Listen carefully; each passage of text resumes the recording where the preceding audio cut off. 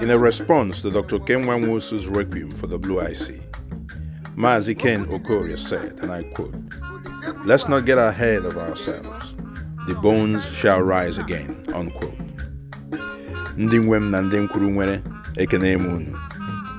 Some ask, why bother about the World Igbo Congress?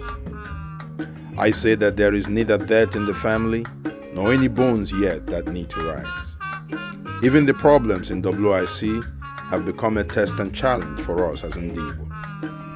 NdiIgbo, among other things. So let me humbly suggest that our first tasks are as follows.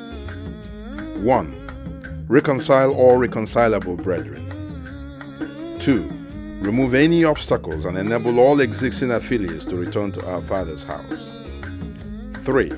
Recruit additional affiliates to swell the ranks of the progressive elements in World Igbo Congress. And 4. Restructure and rebuild this veritable symbol of our collective struggle, identity, and consciousness. This is my abiding commitment, and I respectfully submit that it ought to be yours as well. In my next message, I will speak to you about what I have always wished for our people, a consequential World Igbo Congress. Please come join us. The journey to our first task begins in Atlanta at the board meeting on March 26th. We cannot give up.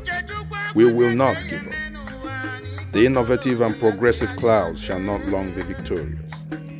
We shall not long possess the sky. Aham bụ Ugoji, Okechukwu Ugoji. Chukwu gozie unu. Chukwu goziekwa ala Igbo. Ndewo.